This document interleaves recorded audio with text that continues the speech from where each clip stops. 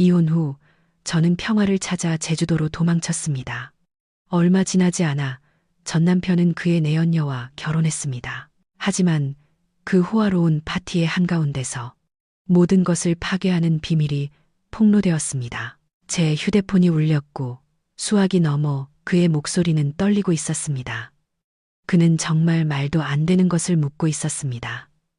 이야기가 시작되기 전에 어느 지역에서 이 영상을 보고 계신지 댓글로 남겨주세요. 채널이 더욱 성장하고 다른 흥미로운 이야기를 전해드릴 수 있도록 좋아요와 구독 잊지 마세요. 그날 오후 서울 강남에는 폭우가 쏟아지고 있었습니다. 마치 하늘도 저와 함께 우는 것 같았습니다. 저는 남편 강진혁의 독일제 세단 조수석에 앉아 있었습니다. 차갑게 김이 서린 창문은 청담동의 끔찍한 교통체증 풍경을 흐릿하게 만들었습니다. 밖에서 울려 퍼지는 경적 소리는 이 고급스러운 차의 방음시설에 막혀 희미하게 들렸습니다. 차 안에는 숨 막히는 정적만이 감돌았습니다.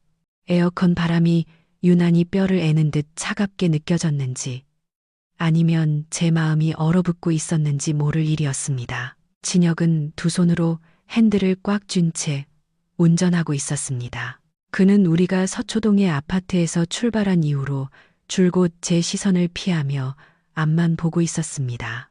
그는 새로 문을 연 파인 다이닝 레스토랑에서 저녁을 먹자고 했습니다. 이상하다고 생각했습니다. 우리는 함께 저녁 식사를 한 지 오래되었고 더군다나 평일에 이렇게 고급스러운 곳은 더욱 드물었습니다. 보통 그는 클라이언트와의 회의나 해외에서 온 중요한 손님 접대를 핑계로 밤늦게 귀가하곤 했습니다. 우리는 레스토랑에 도착했습니다. 웨이터가 문을 열어주며 훈련된 듯한 상냥한 미소로 우리를 맞이했습니다. 우리는 약간은 사적인 구석 자리로 안내받았습니다. 은은한 조명, 새하얀 식탁보, 그리고 값비싼 도자기 접시와 부딪히는 포크와 나이프의 섬세한 소리는 낭만적이어야 할 분위기를 자아냈습니다. 하지만 그날 밤 제게 그 분위기는 마치 사형 집행 대기실 같았습니다. 진혁은 이 형식적인 절차를 빨리 끝내고 싶다는 듯 신속하게 음식을 주문했습니다. 웨이터가 떠난 후 그는 마침내 저를 바라보았습니다. 평소 자신감으로 가득 찼던 그의 눈에 망설임이 서려 있었습니다. 법정에서 언제나 논쟁을 이기던 성공한 변호사 강진혁이 이제 자신의 아내 앞에서 말을 잇지 못하고 있었습니다. 유나야, 그의 목소리는 약간 잠겨 있었습니다. 그는 작게 헛기침을 했습니다. 우리 할 얘기가 있어. 심각한 얘기야. 저는 냅킨을 무릎에 올려놓으며 불규칙하게 뛰기 시작하는 심장을 진정시키려 애썼습니다. 네, 오빠. 무슨 일이에요? 이런 곳에 저녁 먹자고 한 건 정말 오랜만이네요. 그는 바로 대답하지 않았습니다. 그의 손은 앞에 놓인 물잔을 만지작거리고 있었습니다. 우리 관계에 대한 건데 더 이상은 이어갈 수 없을 것 같아. 순간 제 세상이 멈췄습니다. 지난 1년 동안 무언가 잘못되었다는 것을 느끼고 있었지만 진혁의 입에서 직접 그 말을 듣는 것은 마치 가슴 한가운데를 강타하는 망치질 같았습니다. 무슨 뜻이에요? 저는 목소리가 떨리지 않도록 애쓰며 조용히 물었습니다. 어릴 적부터 부모님께 받은 예의범절 교육은 어떤 상황에서도 평정을 유지하라고 요구했습니다. 소란을 피우지 마라. 가문에 먹칠하지 마라. 그건 제가 항상 듣던 주문이었습니다. 우린 이제 너무 달라졌어, 유나야. 그는 마치 이 대본을 여러 번 외운 것처럼 이제 더 유창하게 말을 이었습니다. 난 우리가 이제 격이 맞지 않는다고 느껴. 내일은 많은 걸 요구해. 외모도 특정 라이프 스타일도. 그런데 당신은 집에서 그 물감이랑 붓만 가지고 있는 걸 더 좋아하잖아. 저는 침묵했습니다. 격이 맞지 않는다. 그 말은 너무나도 아팠습니다. 그렇다면 우리의 10년간의 결혼 생활, 그가 맨손으로 경력을 쌓을 때의 제 지지, 그가 집에 돌아오기를 기다렸던 제 인내는 제가 서울의 사교계 파티에 나서는 것을 좋아하지 않는다는 이유만으로 아무 의미가 없어진 걸까요? 최유라 씨 때문인가요? 이번에는 제가 그의 눈을 날카롭게 쳐다보며 물었습니다. 진혁은 움찔했습니다.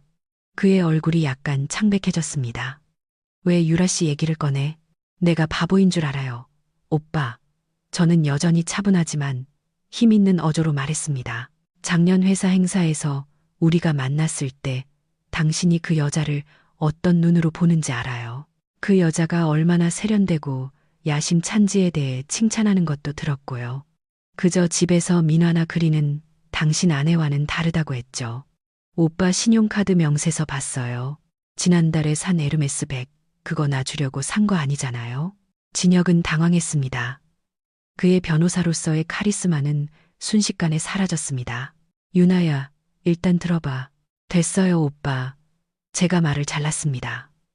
눈이 뜨거워지는 것을 느꼈지만 이 지긋지긋한 눈물이 여기서 떨어지지 않도록 필사적으로 참았습니다. 정말 헤어지고 싶으면 그냥 말해요. 우리가 격이 맞지 않는다는 어리석은 핑계 대지 말고요.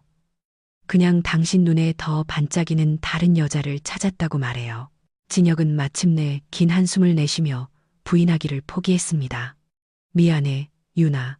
내가 잘못했어. 하지만 유라와 함께 있을 때 정말 다시 살아있는 기분이야. 그 여자는 내 세상을 이해해줘. 제발 이해해줘. 내 앞에서, 부모님과 하객들 앞에서 평생 나를 지켜주겠다고 맹세했던 남자가 이제 자신의 불륜을 이해해달라고 부탁하고 있었습니다. 참으로 아이러니했습니다. 알겠어요. 저는 짧게 대답했습니다. 모든 건 제가 처리할게요. 걱정할 필요 없어요. 귀찮게 하지 않을게요. 그날 밤 손도 대지 못한 비싼 저녁 식사는 빨리 끝났습니다. 차갑고 고요한 아파트에서 진혁은 그가 이미 준비해둔 이혼 소송 서류가 담긴 서류 봉투를 내밀었습니다. 그는 이 모든 것을 치밀하게 계획했던 것입니다. 저는 펜을 들었습니다. 헤어질 당사자로 내 이름과 그의 이름이 적힌 것을 보니 손이 약간 떨렸습니다. 저는 심호흡을 하고 잠시 눈을 감았습니다. 헛되이 보낸 10년을 떠올렸습니다. 그리고 남은 자존심을 끌어모아 저는 아무런 소란 없이, 비명도 없이, 접시 깨는 소리도 없이 그 서류에 서명했습니다. 오직 내 인생의 10년을 끝내는 잉크 자국만이 남았습니다. 진혁은 얼굴에 약간의 죄책감이 스쳤지만 안도하는 듯 보였습니다. 유나야, 위자료랑 재산 분할은 인색하게 굴지 않을게. 원하는 만큼 가져가. 동정은 필요 없어요, 오빠. 저는 식탁을 떠나며 차갑게 말했습니다. 저는 그냥 평온을 원해요. 그날 밤 저는 손님 방에서 잤습니다. 이불 속에서 소리 없이 울며 내가 느낀 모든 고통, 배신, 그리고 무너진 감정들을 쏟아냈습니다. 밖의 서울은 여전히 막히고 시끄러웠습니다. 내 가슴처럼 답답했습니다. 저는 이 도시를 떠나야 한다는 것을 알았습니다. 청담동의 그날 밤 이후 2주가 지났을 때 저는 이미 제주국제공항에 서 있었습니다. 도착 게이트를 나서자마자 따뜻한 열대의 공기가 저를 맞이했습니다. 오염된 서울의 공기와 이혼 절차 동안 저를 가두었던 아파트의 차가운 에어컨 바람과는 극명한 대조를 이루었습니다. 저는 많은 짐을 가져오지 않았습니다. 옷가지와 제가 아끼는 몇몇 그림 도구가 담긴 큰 여행 가방 2개뿐이었습니다. 서울의 아파트는 비어 있었습니다. 저는 부동산 중개인에게 가구 전체와 함께 아파트를 팔아달라고 부탁했습니다. 그곳에 어떤 기억도 가져오고 싶지 않았습니다.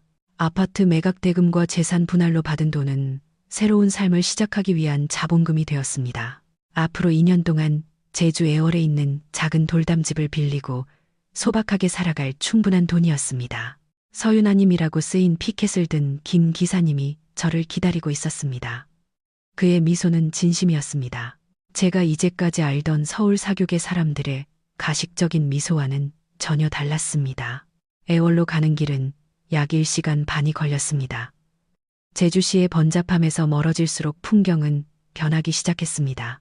콘크리트 건물들은 야자수와 아름다운 돌담길, 그리고 눈을 시원하게 하는 푸른 밭으로 바뀌었습니다. 저는 차창을 조금 열어 젖은 흙과 향내음이 섞인 바람이 얼굴을 스치게 했습니다. 몇 달 만에 처음으로 숨을 편히 쉴 수 있는 것 같았습니다. 제가 빌린 집은 애월의 주요 도로에서 조금 벗어난 작은 골목 안쪽에 위치해 있었습니다. 관광객들로 붐비는 곳과는 거리가 멀었습니다. 소박했지만 전혀 호화롭지 않은 곳이었습니다. 초가지붕을 얹은 단층 건물, 두 개의 침실, 작은 정원을 마주한 개방형 주방, 그리고 뒤쪽에는 다락론을 바로 마주한 작은 마루가 있었습니다. 김 기사님이 제 짐을 내려주고 떠나자마자 정적이 저를 감쌌습니다. 하지만 이것은 서울에서처럼 숨 막히는 정적이 아니었습니다. 살아있는 고요함이었습니다. 논에 물을 대는 수로의 졸졸거리는 소리, 저녁을 맞이하며 울기 시작하는 귀뚜라미 소리, 그리고 마을회관에서 연습하는 희미한 풍물 소리가 들려왔습니다. 첫날 밤, 저는 따뜻한 차 한 잔과 함께 뒷마루에 앉았습니다. 휴대폰을 집어들었습니다. 서울의 사교 모임 친구들로부터 많은 메시지 알림이 와 있었습니다. 대부분은 동정하는 척했지만 그저 최신 가십거리를 캐내고 싶어 한다는 것을 알았습니다. 유일하게 진심이었던 제 절친한 친구 중 한 명에게서 들었는데 그들은 이제 진혁과 유라의 편을 들며 그 새로운 커플이 얼마나 잘 어울리는지 칭찬하기 시작했다고 합니다. 유나는 진혁한테 너무 고리타분했어. 진혁은 커리어를 뒷받침해줄 유라 같은 현대적인 여자가 필요해. 제 친구가 우연히 들었던 그들의 말 중 하나였습니다. 그런 형식적인 메시지들을 읽으니 속이 메스꺼워졌습니다. 저는 단호하게 휴대폰에서 유심 카드를 꺼내 두 동강 내고 쓰레기통에 던져버렸습니다. 인스타그램, 페이스북 등 모든 소셜미디어 계정도 비활성화했습니다. 유라가 인스타그램 스토리에 과시하는 가짜 행복을 보고 싶지 않았습니다. 그들에 대해 더 이상 아무것도 알고 싶지 않았습니다. 저는 사라지고 싶었습니다. 제주에서의 첫날들은 낯설게 느껴졌습니다. 전화벨 소리도 쫓겨야 할 스케줄도 완벽하게 보여야 할 의무도 없었습니다. 저는 종종 이웃집 닭 울음소리와 함께 창문 틈으로 스며드는 햇살에 잠에서 깼습니다. 수도를 깨우던 시끄러운 알람과 자동차 경적 소리와는 너무나도 달랐습니다. 첫 주는 그저 조용히 지냈습니다. 저는 마루에 몇 시간씩 앉아 노랗게 익어가는 별을 바라보았습니다. 예의를 지키기 위해 억눌렀던 모든 감정을 느끼도록 제 자신을 내버려 두었습니다. 저는 다시 울었습니다. 이번에는 더 후련했습니다. 제 집의 초가지붕을 세차게 두드리는 열대성 폭우 소리와 함께 눈물이 마른 후 저는 서서히 그 충동이 다시 느껴지기 시작했습니다. 무언가를 창조하고 싶은 충동. 저는 제주시의 민속시장에 가서 질 좋은 한지와 안료, 그리고 세필붓을 샀습니다. 마루 한 구석을 청소하고 임시 작업실로 만들었습니다. 오랜만에 다시 붓을 잡았을 때 손이 약간 뻣뻣했습니다. 작은 화로 위에서 아교를 녹이는 독특한 냄새가 공기를 채웠고 정원의 동백꽃 향기와 섞였습니다. 저는 붓끝을 뜨거운 아교물에 담그고 하얀 한지 위에 선을 긋기 시작했습니다. 한 줄 한 줄 형태가 만들어지기 시작했습니다. 저는 예전처럼 복잡한 전통 문양을 그리지 않았습니다. 이번에는 제 감정을 따라 손이 움직이도록 내버려 두었습니다. 분노를 묘사하는 추상적인 패턴과 날카로운 선들, 혼란을 나타내는 엉킨 원들, 그리고 서서히 부드러운 나뭇잎과 물 흐름의 모티브로 변해갔습니다. 민화를 그리는 것은 제게 치료가 되었습니다. 한지에 떨어지는 모든 물감 방울이 제 마음의 고통을 조금씩 흡수하는 것 같았습니다. 저는 아침부터 저녁까지 일했고 종종 점심 먹는 것을 잊었습니다. 멀리서 들려오는 저녁 예불 소리가 들리거나 등이 너무 뻐근할 때만 멈췄습니다. 제주에서 저는 강진혁의 아내가 되기 전에 제 자신을 다시 찾았습니다. 저는 한지와 민화의 모든 모티브 뒤에 숨겨진 철학을 사랑하는 예술가 서윤아였습니다. 저는 주변 이웃들, 종종 과일이나 반찬을 가져다주는 친절한 제주 아주머니들과 알게 되었습니다. 그들은 제 전 남편이 누구인지, 제 가방 브랜드가 무엇인지 신경 쓰지 않았습니다. 그들은 그들의 마을에서 평온을 찾고 있는 한 여자로서 저를 있는 그대로 받아주었습니다. 제 삶은 매우 단순해졌습니다. 아침에는 논두길을 걸으며 맑은 공기를 마셨습니다. 낮에는 그림을 그렸습니다. 저녁에는 책을 읽거나 그냥 멍하니 앉아 있었습니다. 밤에는 수면제 없이 깊은 잠을 잤습니다. 비난으로부터, 허영심으로부터, 서울의 가식으로부터, 멀리 떨어진 곳에서. 저는 이 고독 속에서 평화를 느끼기 시작했습니다. 저는 제가 완전히 치유되었다고 생각했습니다. 제 과거가 정말로 섬 저편에 남겨졌다고 생각했습니다. 하지만 운명은 여전히 저를 위해 고통스러운 놀라움을 준비하고 있었습니다. 제가 서울에서의 삶을 끄고 제주에서 제 자신을 다시 켠 지 6개월이 흘렀습니다. 그날 오후 제주의 날씨는 열대성 폭풍우가 오기 전처럼 찌는 듯이 더웠습니다.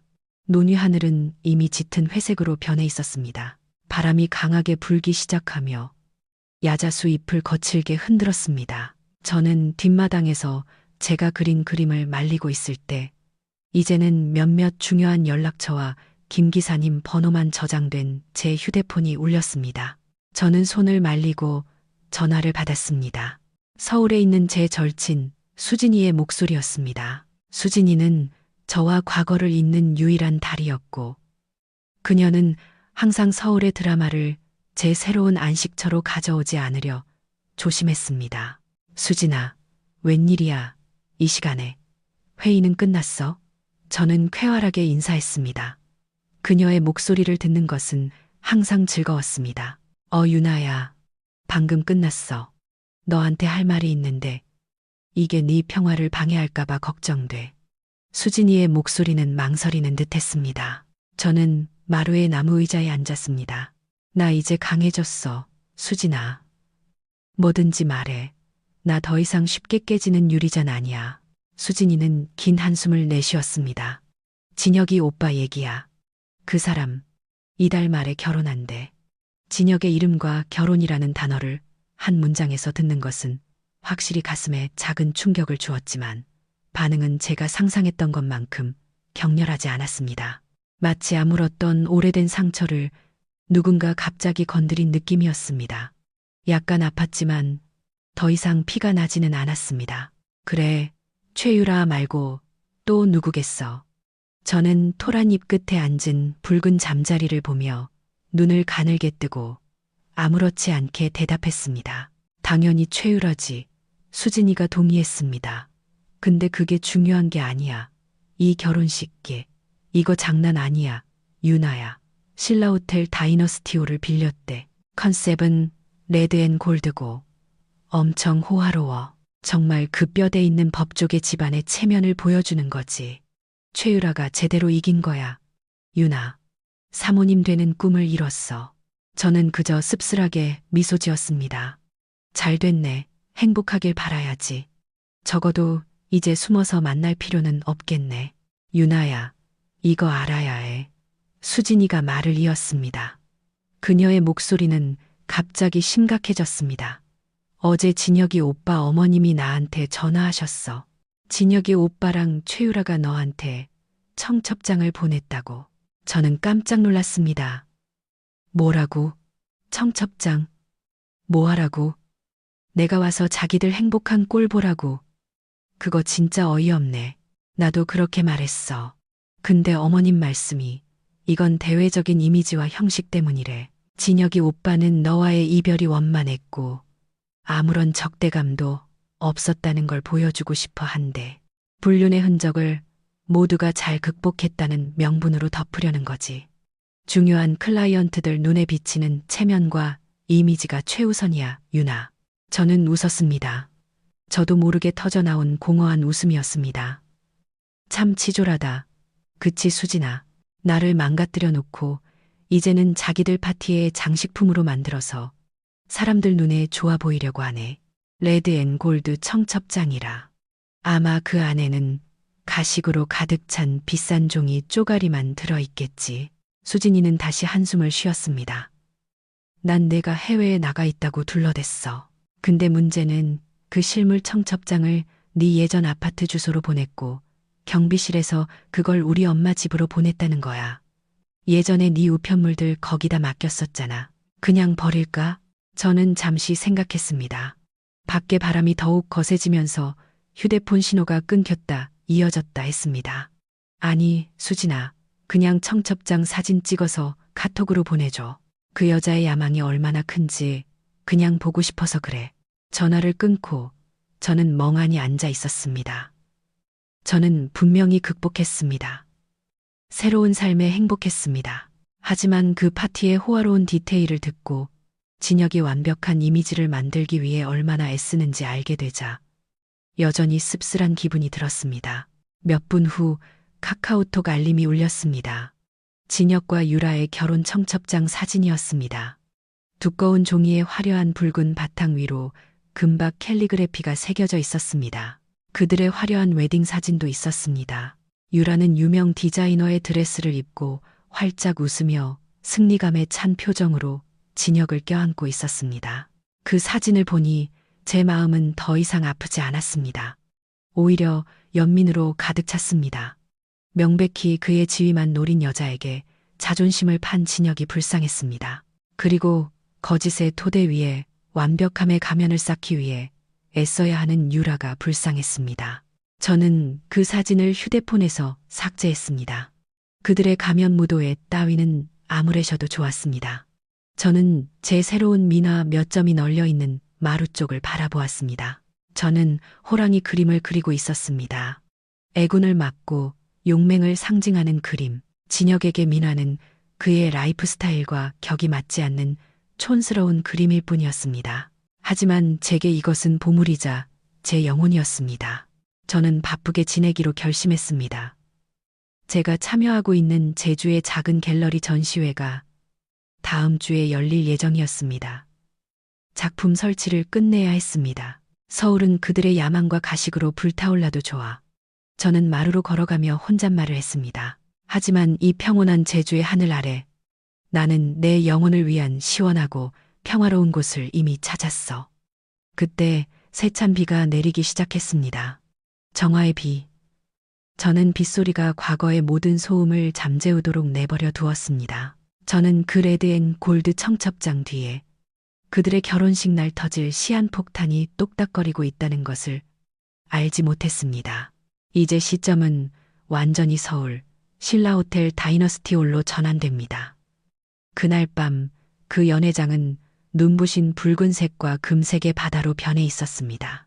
크리스탈 샹들리에가 호화로운 빛을 발했고 두꺼운 카펫은 발소리를 흡수했으며 수백 송이의 수잎꽃이 모든 구석을 장식했습니다. 이것은 단순한 결혼 파티가 아니었습니다. 이것은 진혁과 유라 가문의 체면 과시와 부의 전시장이었습니다. 특별 제작된 화이트 톤의 비즈 장식 드레스를 입은 유라는 여왕처럼 보였습니다. 그녀는 완벽하게 미소 짓고 포즈를 취하며 모든 VIP 손님을 맞이했습니다. 그녀의 미소는 넓었고 눈은 과장된 행복으로 빛났습니다. 그녀 옆에는 고급 턱시도를 입은 진혁이 늠름하게 서 있었습니다. 그는 때때로 자랑스러운 표정으로 유라를 감쌌습니다. 그들은 이 행사를 취재하기 위해 특별히 초대된 연예부 기자들의 카메라 앞에서 완벽한 이상적인 커플이었습니다.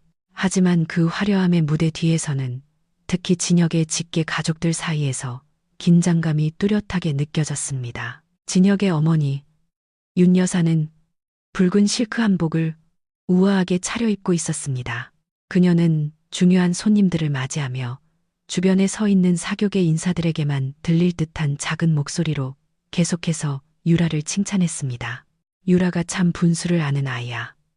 어떻게 처신해야 하는지 알잖아. 예전 애랑은 다르지.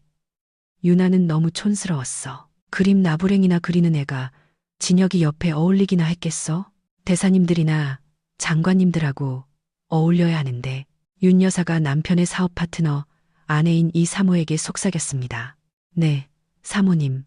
유라 아버님이 외교관 출신이시라면서요. 배경부터가 진혁 씨 커리어에 훨씬 도움이 되겠어요. 이 사모도 맞장구를 쳤습니다. 사실 유라는 외교관의 딸이 아니었습니다. 그녀는 그저 부산의 평범한 가정 출신으로 사교술과 인맥 활용에 매우 능숙한 여자였습니다. 그녀의 화려한 배경에 대한 모든 이야기는 그녀 자신이 만들어낸 허구였습니다. 그리고 유라가 연기를 잘했기 때문에 체면을 중시하는 진혁의 가족은 그 거짓말을 그대로 믿었습니다. 다른 구석에서는 진혁의 아버지 강 회장이 불편해 보였습니다. 그는 전통적인 가치관이 강한 9세대 사업가였고 그에게 진혁이 유나와 이혼한 것은 큰 수치였습니다. 더군다나 이제 진혁이 회사 동료로 알던 유라와 결혼하는 것은 더욱 그랬습니다. 당신이 아들놈을 너무 오냐오냐 키웠어. 강 회장이 잠시 피로연 좌석에서 쉬는 동안 아내에게 속삭였습니다. 우리가 유라, 그 계집의 말만 듣고 진우를 내쫓았는데 이제 진혁이가 걔랑 결혼을 해. 이거 순리가 아니야. 유나, 걔 참 착한 아이였는데. 윤 여사는 쉿소리를 냈습니다. 이 파티에서 그 여자 이름 다시는 꺼내지 마세요. 진우는 미친놈이에요, 여보. 걔는 독이야. 항상 진혁이 사업을 망치려고 했잖아요. 우린 유라를 믿어야 해요. 유라가 우리 가문의 명예를 어울리지도 못하는 유나의 어리석음에서 구해준 거라고요. 그 작은 논쟁은 사회자가 메인 이벤트인 웨딩 케이크 커팅을 알리면서 중단되었습니다. 웨딩 케이크는 매우 거대했고 금박 장식과 생화로 장식된 채 7단으로 높이 솟아 있었습니다. 하객들의 환호성이 터져 나왔습니다. 진혁과 유라는 무대 중앙으로 걸어갔습니다. 그들의 얼굴은 승리감으로 가득 찼습니다. 연회장 밖 서울의 하늘은 별 하나 보이지 않는 칠흑 같은 어둠에 잠겨 있었습니다. 마치 자연만이 느낄 수 있는 불길한 징조 같았습니다. 낭만적인 노래가 케이크 커팅 세션을 배경으로 흘러나왔습니다. 유라는 매우 긴 케이크 칼을 잡고 진혁의 도움을 받아 거대한 케이크의 첫 단을 잘랐습니다. 다시 한번 우레와 같은 박수 소리가 울려 퍼졌습니다. 유라가 첫 케이크 조각을 진혁에게 먹여주려는 모든 하객이 가장 기다리는 순간 갑자기 두껍고 섬뜩한 정적이 전체 공간을 덮쳤습니다. 접시와 부딪히던 포크와 나이프 소리가 즉시 멈췄습니다. 음악이 갑자기 줄어들었습니다. 모든 시선이 연회장 입구로 향했습니다. 한 남자가 그곳에 서 있었습니다. 키는 진혁과 비슷했지만 훨씬 덩치가 크고 더 거칠어 보였습니다. 그는 낡아 보이는 셔츠와 약간 더러운 바지, 그리고 진흙투성이의 부츠를 신고 있었습니다. 그의 모습은 그 방 안의 상류층 하객들의 화려함과 극명한 대조를 이루었습니다. 하지만 그의 눈빛, 그 눈빛은 날카롭고 차가웠으며 분노로 가득 차 있었습니다. 남루한 옷차림에도 불구하고 그 남자의 기운은 즉시 공간을 압도했습니다. 강진우였습니다. 3년 전 집에서 쫓겨나 가문의 수치로 여겨졌던 진혁의 친형. 진혁의 얼굴은 즉시 유령을 본 것처럼 창백해졌습니다. 윤 여사는 숨을 헉들이시며 가장 미워했던 아들이 감히 나타났다는 것을 믿을 수 없다는 듯 손으로 입을 가렸습니다. 경호팀, 당장 저 사람 끌어내. 진혁이 소리쳤습니다. 그의 목소리는 당황과 불안으로 가득 차 있었습니다. 몇몇 경호원들이 진우에게 달려갔습니다. 하지만 진우는 전혀 동요하지 않았습니다. 그는 이제 수군거리기 시작한 하객들 사이를 유유히 걸어 마침내 피로연 단상 바로 앞에 섰습니다. 진혁은 이미 단상에서 내려와 있었고 그의 얼굴은 수치심과 분노로 붉게 달아올라 있었습니다. 형, 여기서 뭐 하는 거야? 나가. 내 결혼식 망치지 말고. 진우는 진혁에게 대답하지 않았습니다. 그는 케이크 테이블 위에 놓여있던 마이크를 집어들었습니다. 경호원들이 그것을 빼앗으려 했지만 진우는 재빨리 피했습니다. 진우의 목소리가 연회장 전체의 스피커를 통해 크게 울려 퍼졌습니다. 그의 목소리는 차분하고 단조로웠지만 그가 내뱉는 모든 단어는 심장을 꿰뚫었습니다. 이 호화로운 파티를 방해해서 죄송합니다. 진우가 말했습니다. 그의 시선은 이제 피로연 단상 위에서 얼어붙은 유라에게 고정되었습니다. 그녀의 얼굴은 종이처럼 하얗게 질려 있었습니다. 저는 단지 제 동생 강진혁과 그의 새 신부에게 축하 인사를 전하고 싶었을 뿐입니다. 진우는 냉소적인 미소를 지으며 말을 이었습니다. 그는 여전히 유라를 응시하며 고개를 갸웃했습니다. 하지만 이 파티를 계속하기 전에 진우는 잠시 말을 멈추고 침을 삼켰습니다. 그 방의 정적은 너무나도 짙어서 숨소리마저 들릴 정도였습니다. 저는 단지 제 아내에게 묻고 싶은 게 있습니다. 연회장 전체가 침묵에 잠겼습니다. 하객들은 방금 들은 문장을 이해하려 애쓰며 서로를 쳐다보았습니다. 진혁은 석상처럼 굳었고 머릿속이 하얘졌습니다. 진우는 피로연 단상에 서 있는 유라를 가리켰습니다. 여보, 우리 이혼 서류의 도장은 언제 찍을 거야? 경호원들이 마침내 진우의 손에서 마이크를 빼앗았고 작은 몸싸움이 벌어졌습니다. 하지만 너무 늦었습니다. 그 말은 이미 뱉어졌습니다. 유라의 완벽함에 가면은 즉시 금이 갔습니다. 유라는 히스테릭하게 비명을 질렀습니다. 거짓말이야. 저 사람 미쳤어. 저 사람은 폭력 때문에 이 집안에서 쫓겨났다고. 그냥 날 망치고 싶은 거야. 하지만 유라의 비명은 이미 시작된 혼란을 잠재우지 못했습니다. 연예부 기자들의 카메라 플래시가 터지기 시작하며 그 수치스러운 드라마의 매 순간을 담았습니다. 체면을 극도로 중시하던 진혁의 가족은 이제 중요한 사업 동료들과 사교계 인사들 앞에서 산산조각이 났습니다. 혼란스러운 군중 속에서 진혁은 다리에 힘이 풀린 채 그저 망연자실 서 있을 수밖에 없었습니다.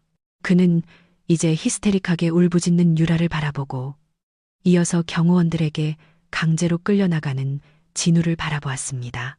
내 아내, 진우 형의 아내. 진혁은 불신에 가득 찬 눈으로 속삭였습니다. 연회장 밖 서울의 하늘은 갑자기 거대한 번개를 내뿜었고 귀를 찢을 듯한 천둥 소리가 뒤따랐습니다. 마치 자연도 방금 드러난 추악함에 분노하며 함께 포효하는 것 같았습니다. 호화로운 결혼식은 순식간에 파멸로 끝났습니다. 그 순간 제 세상이 멈췄습니다. 방금까지 우리를 호화롭게 비추던 연회장의 스포트라이트는 갑자기 피부를 찌르는 취조실 조명처럼 느껴졌습니다. 저는 2미터 높이의 웨딩 케이크 옆에 뻣뻣하게 서 있었습니다. 차가운 땀으로 젖기 시작한 오른손에는 여전히 케이크 칼이 굳게 쥐어져 있었습니다. 제 옆에서 몇 시간 전 제 아내가 되겠다고 서약한 여자, 최유라가 숨을 멈췄습니다.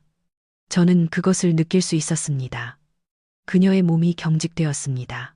방금까지 기자들의 카메라를 향해 과시하던 완벽한 미소는 흔적도 없이 사라졌습니다. 그 자리에는 제가 한 번도 본 적 없는 순수한 공포의 표정이 대신했습니다. 우리 앞에는 강진우가 서 있었습니다. 제 친형, 지난 3년 동안 제 기억에서 지워버린 남자.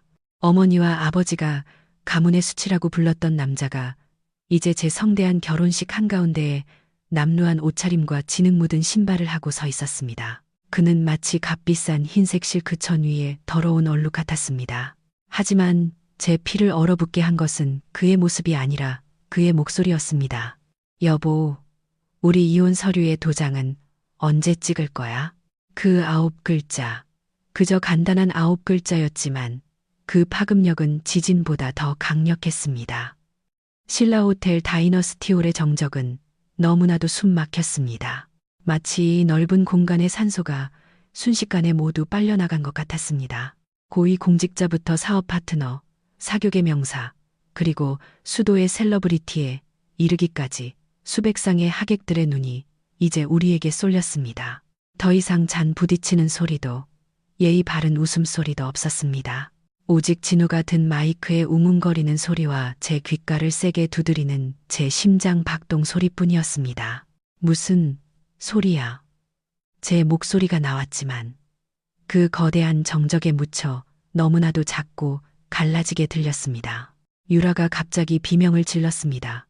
그녀의 날카로운 비명은 고통스러운 방식으로 정적을 깨뜨렸습니다. 거짓말이야.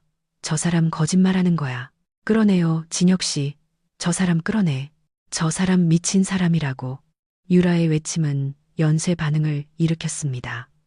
잠시 충격에 굳어있던 경호원들이 이제 정신을 차리고 즉시 진우에게 달려들었습니다. 건장한 두 남자가 진우의 팔을 붙잡고 그를 피로연 단상에서 끌어내리려 했습니다. 하지만 진우는 물리적으로 저항하지 않았습니다. 그는 그저 저를 바라보았습니다. 그의 눈빛은 날카롭게 제 흔들리는 영혼을 직접 꿰뚫었습니다. 거기에는 광기가 없었습니다. 오직 짙은 기색과 제 자존심을 심하게 상하게 하는 동정의 시선만이 있었습니다. 진우가 불렀습니다. 그의 몸이 경호원들에게 강제로 끌려가고 있었지만 그의 목소리는 차분했습니다. 그는 더 이상 마이크를 사용하지 않았습니다. 하지만 거리가 가까웠기 때문에 저는 그의 말을 똑똑히 들을 수 있었습니다. 저 여자한테 물어봐.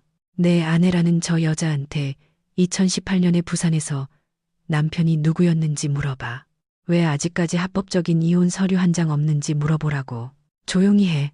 빨리 저놈 끌어내. 어머니가 VIP 하객석 맨 앞에서 소리쳤습니다.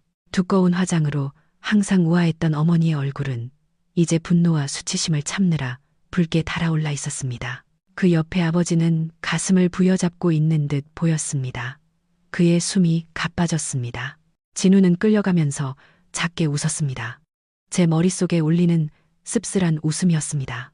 네가 다이아몬드라고 생각했던 시체를 잘 즐겨라. 내 동생아. 연회장 문이 진우의 등 뒤로 닫혔습니다. 그는 사라졌습니다. 하지만 그가 남긴 파괴는 이제 막 시작되었습니다. 파티 분위기는 지옥으로 변했습니다. 하객들의 속삭임이 성난 벌떼 소리처럼 들리기 시작했습니다. 저는 몇몇 변호사 동료들이 고개를 저으며 서로 눈빛을 교환하는 것을 보았습니다. 제 로펌의 커리어를 위해 그토록 관계를 유지해왔던 대형 클라이언트들이 저를 경멸적인 시선으로 쳐다보는 것을 보았습니다.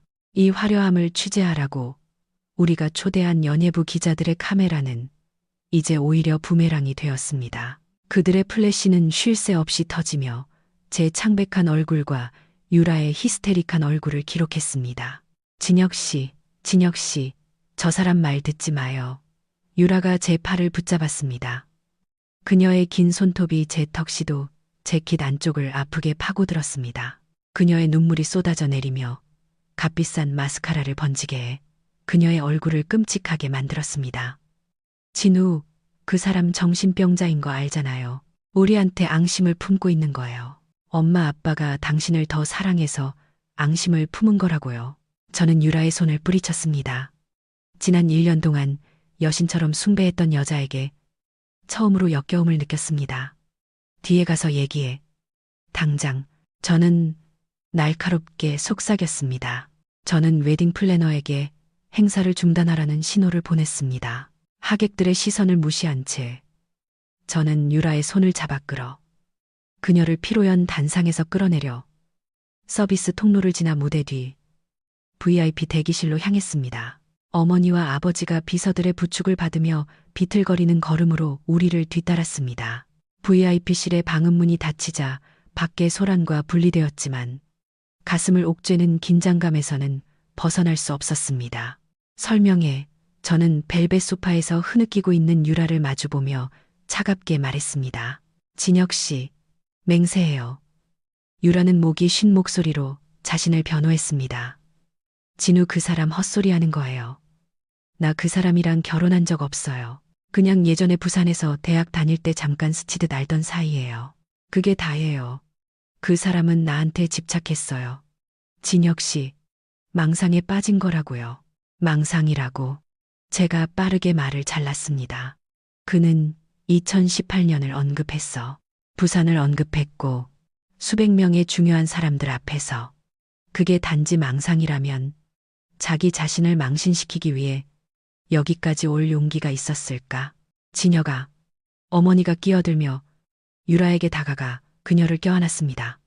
내 아내한테 소리 지르지 마. 내 형이 어떤 놈인지 너도 알잖아. 진우는 사업이 망한 후부터 미쳤어. 네 성공을 질투하는 거야. 네 행복을 망치고 싶어 하는 거라고. 유라는 희생자야. 진혁아. 봐, 불쌍하게도 이렇게 떨고 있잖아. 저는 어머니를 바라보았습니다. 항상 제 인생을 좌지우지했던 여자. 항상 제가 부족하다고 말하고 유라가 이상적인 며느리감이라고 했던 여자. 어머니, 진우 형이 어머니 기준에서는 실패자일지 몰라도 형은 거짓말한 적 없어요. 우리가 평생 형을 알면서 형이 누군가를 모함한 적 있었나요? 단 한 번도 없었어요. 고집이 센 건 맞고 반항적인 것도 맞지만 거짓말쟁이는 아니에요. 그건 형의 성격이 아니라고요. 방구석에 앉아 있던 아버지가 마침내 입을 열었습니다. 그의 목소리는 약했지만 단호했습니다. 부산에 있는 우리 변호사한테 전화해. 지금 당장 구청 기록 확인해. 유라하고 진우 이름으로 된 혼인 기록이 있는지 확인하라고. 유라는 움찔했습니다. 울음으로 붉어졌던 그녀의 얼굴은 다시 시체처럼 하얗게 질렸습니다. 아버님, 아버님은 유라를 못 믿으세요? 나는 증거를 원해. 아버지가 차갑게 대답했습니다. 오늘 밤 내 체면이 구겨졌어. 그리고 우리 강씨 가문에게 그건 용서받을 수 없는 죄야. 저는 휴대폰을 꺼냈습니다. 제 로펌의 단골 사설탐정 연락처를 찾는 동안 손이 심하게 떨렸습니다. 머릿속이 복잡했습니다. 기억의 조각들이 머릿속에서 맴돌았습니다. 처음 유라를 만났을 때가 떠올랐습니다. 그녀는 제 부서의 신입 사원으로 소개되었습니다. 아름답고 야심차고 법을 아주 잘 이해했습니다. 그녀는 제가 이야기하기도 전에 제 가족에 대해 많이 알고 있었습니다. 그때 저는 그녀가 조사를 잘했다고만 생각했습니다. 그리고 3년 전 진우 형이 집에서 쫓겨났을 때 그 이유는 형이 가족 회사의 돈을 횡령하고 여자친구에게 가정폭력을 행사했다는 혐의 때문이었습니다. 그때 그 여자친구가 저는 눈을 감고 어머니에게 신고했던 진우 형의 여자친구 얼굴을 기억해내려 애썼습니다. 그때 그 여자는 마스크와 선글라스를 끼고 흐느끼며 진우에게 맞았다고 주장했습니다. 우리는 그녀의 얼굴을 똑똑히 본 적이 없었습니다. 어머니는 즉시 믿었고 재판도 없이 진우 형을 쫓아냈습니다. 혹시 그 여자가? 유라 씨. 제 목소리는 끓어오르는 분노를 참느라 떨렸습니다. 진우 형이 쫓겨났을 때 형한테 맞았다고 주장했던 그 여자 당신이었어? 유라는 침묵했습니다. 그녀의 울음이 즉시 멈췄습니다. 그녀의 눈은 출구를 찾듯 좌우로 불안하게 움직였습니다. 대답해. 제가 소리치자 어머니가 깜짝 놀라 움찔했습니다. 그건 다 당신을 위한 거였어요. 진혁 씨. 유라가 마침내 소리쳤습니다. 그녀의 부드러운 여성의 가면이 완전히 깨졌습니다. 진우, 그 사람은 기생충이야. 쫓아내지 않았으면 아버지 재산을 다 거덜냈을 거라고. 나는 그냥 당신을 도운 거예요. 진혁 씨. 당신이 유일한 상속자가 되도록 도운 거라고요. 오히려 나한테 고마워해야죠. 그날 밤 제 세상은 두 번째로 무너졌습니다. 그러니까 이 모든 것이 거짓말이었습니다. 가정 폭력 혐의도 거짓말. 진우 형의 관계도 거짓말. 그리고 나는 10년 동안 나를 진심으로 사랑해준 아내 유나를 알고 보니 내 형수였던 교활한 여자 때문에 버렸습니다. 극심한 메스꺼움이 위장을 덮쳤습니다. 저는 그녀가 괴물인 양 그녀를 바라보며 몇 걸음 뒤로 물러섰습니다. 에어컨이 켜진 차가운 방이 제 피부를 태우는 오븐처럼 느껴졌습니다. 저는 떨리는 검지로 유라의 얼굴을 가리켰습니다. 너는 인간이 아니야. 저는 어머니가 제 이름을 부르는 외침을 무시하고 돌아섰습니다. VIP실을 나와 호텔 복도를 빠르게 걸었습니다. 가야만 했습니다. 이 저주받은 곳에서 벗어나야 했습니다. 호텔 밖, 서울은 칠흑같이 어두웠습니다. 비는 아직 내리지 않았지만 검은 구름이 낮게 드리워져 있었습니다. 마치 이 도시를 납작하게 짓누르는 것 같았습니다. 저는 웨딩카에 올라타 운전석에 앉아 시동을 걸었습니다. 어디로 가야 할지 몰랐습니다. 제 아파트는 이제 유라의 흔적이 남아 낯설게 느껴졌습니다. 부모님 댁은 가식으로 가득 차 있었습니다. 저는 목적 없이 차를 몰아 자정을 넘긴 한적한 서울 거리를 뚫고 나갔습니다. 유나의 얼굴이 마음속에 떠올랐습니다. 부드러웠던 유나, 결코 요구하지 않았던 유나. 제가 지친 머리로 퇴근할 때 항상 따뜻한 차를 끓여주던 유나. 제가 가짜 품격을 쫓느라 쓰레기처럼 버렸던 유나. 내가 무슨 짓을 한 거지? 눈물이 떨어졌습니다. 슬픔의 눈물이 아니라 뒤늦은 후회의 눈물이었습니다. 한적한 고속도로 한가운데서 저는 목이 아플 때까지 있는 힘껏 소리치며 핸들을 세게 쳤습니다. 하지만 아무것도 변하지 않았습니다. 이미 엎질러진 물이었습니다. 손이 주머니를 더듬어 휴대폰을 꺼냈습니다. 지금 이 순간 제게 이성을 되찾아 줄 수 있는 사람은 단 한 명뿐이었습니다. 제가 아는 유일한 집. 비록 제가 더 이상 그 문을 두드릴 자격이 없다는 것을 알았지만 떨리는 손으로 저는 오래전에 삭제했지만 머릿속에 각인된 번호를 눌렀습니다. 그날 밤 제주는 분노하고 있었습니다. 비는 더 이상 하늘에서 내리는 물이 아니라 광란하는 폭풍이었습니다. 강풍이 으르렁거리며 제 집의 초가지붕을 무서운 소리를 내며 강타했습니다. 뒷마당의 야자수는 홀린 듯 춤추는 무희처럼 미친 듯이 흔들렸습니다. 이 시간 동안 정전이었습니다. 칠흑 같은 어둠이 온 마을을 뒤덮었습니다. 저는 작은 탁자 위에 켜진 유일한 향초 하나의 의지에 제 방 나무 바닥에 앉아 있었습니다. 그 불빛은 환기구 틈으로 바람이 비집고 들어올 때마다 불안하게 깜빡였습니다. 밖에서는 개구리와 도마뱀붙이 소리가 서로 맞서 울부짖었습니다. 마치 몇 분 간격으로 울려 퍼지는 천둥 소리와 고함 대결을 하는 것 같았습니다. 제주에서 정전은 사실 흔한 일이었고 특히 장마철에는 더욱 그랬습니다. 보통 저는 그것을 즐겼습니다. 냉장고나 에어컨의 윙윙거리는 소리가 없는 고요함은 제게 평화를 주었습니다. 하지만 오늘 밤은 달랐습니다. 오늘 오후부터 가슴속에 설명할 수 없는 불안감이 자리 잡고 있었습니다. 심장이 평소보다 더 빨리 뛰었고 번개가 칠 때마다 벽에 비친 나무 그림자는 무언가를 잡으려는 거대한 손처럼 보였습니다. 저는 눈을 감고 명상에 집중하려 애썼습니다. 숨을 깊게 들이쉬고 천천히 내쉬었습니다. 괜찮아, 유나야. 넌 여기 안전해. 넌 드라마에서 멀리 떨어져 있어. 그러나 그 평온은 순식간에 깨졌습니다.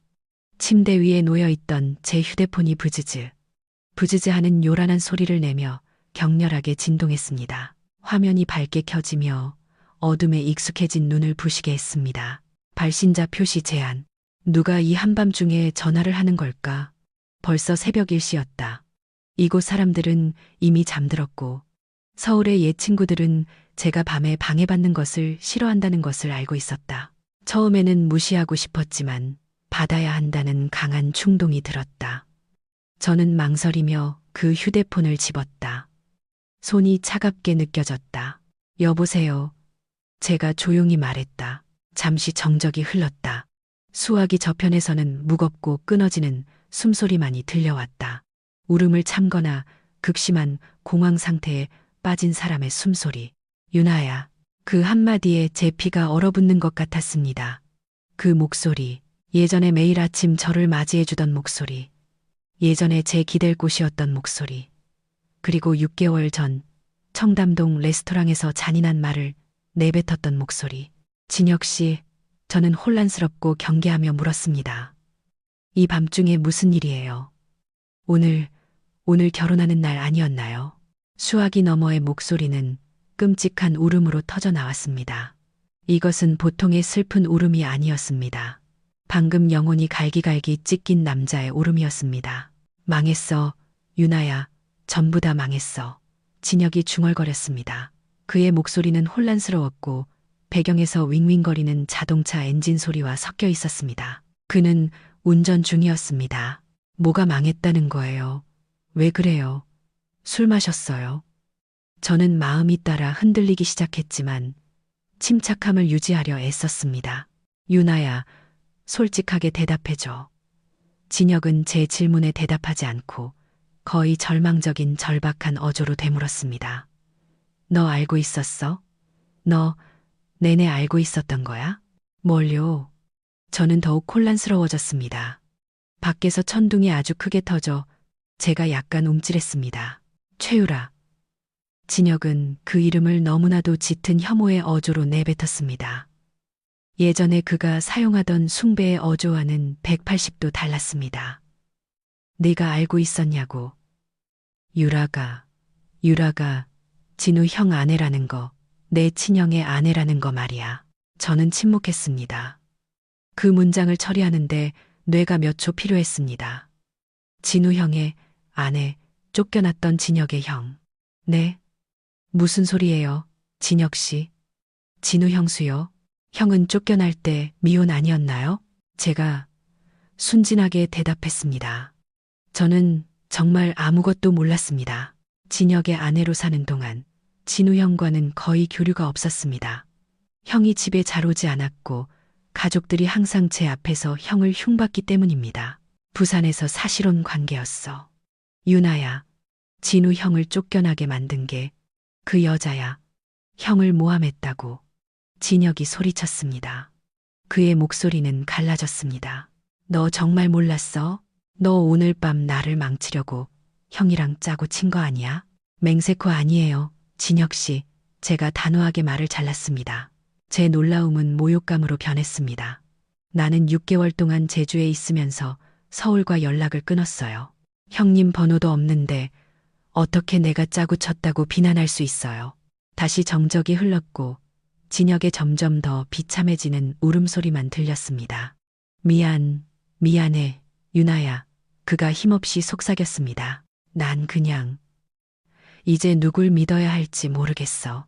형이 파티에 왔어, 유나야. 모든 걸 망쳤어. 하객들 앞에서 모든 걸 폭로했어. 유라는 뱀이었어. 저는 차가운 나무벽에 등을 기댔습니다. 그랬구나. 카르마는 로켓 배송보다 더 빨리 작동하는구나. 그렇게 떠벌렸던 결혼 파티, 올해 가장 품격 있는 파티가 될 거라던 그 파티가 알고 보니 그들 가족의 가장 큰 수치를 공개하는 무대가 되었구나. 연민이 들었을까? 물론이었다. 하지만 이상하게도 제 마음속에는 승리감이 없었고 오직 피로감만이 남았다. 진혁 씨, 저는 그의 히스테릭한 목소리를 진정시키려 애쓰며 조용히 말했습니다. 만약 그게 사실이라면 해결해야 해요. 마주하세요. 도망치지 말고요. 못해, 유나야. 난 부끄러워.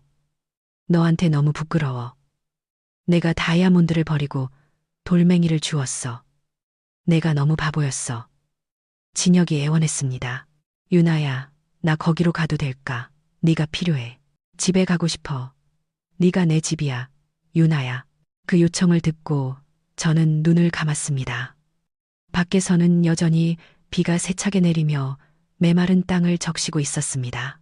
예전이었다면 네가 내 집이야라는 말이 저를 녹이고 모든 것을 용서하게 만들었을 것입니다. 하지만 지금 저는 작은 촛불 하나로 밝혀진 제 어두운 방을 둘러보았습니다. 이 방은 소박하고 예전 우리 아파트의 화려함과는 거리가 멀었습니다. 하지만 이 방에서 저는 잃어버렸던 제 자신을 다시 찾았습니다. 이 방에서 저는 진혁이 남긴 상처를 치유했습니다. 진혁 씨, 제 목소리는 밖의 폭풍과 진혁의 마음속 폭풍과는 대조적으로 안정되고 차분했습니다. 여기 올 수 없어요. 왜? 너 아직 내 아내잖아. 아, 내 말은 우리 재결합할 수 있어. 나 이 결혼 취소할 거야. 유라는 사기꾼이야. 그 결혼은 무효라고.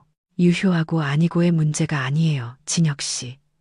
제가 부드럽지만 단호하게 말을 잘랐습니다. 집에 대한 문제예요. 당신이 찾고 있는 그 집은 더 이상 없어요.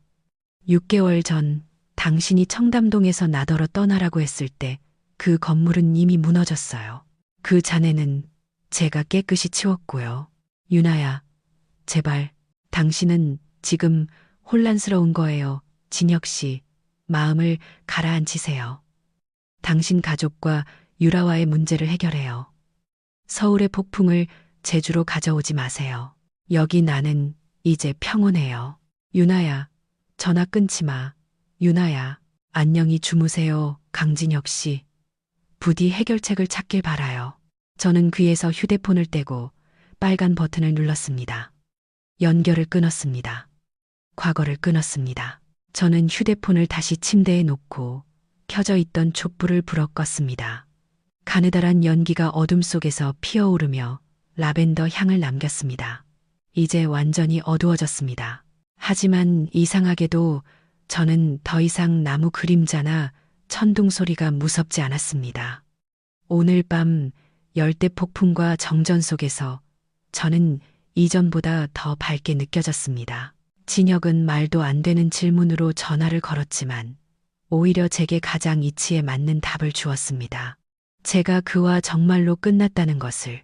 저는 이불을 끌어당겼습니다.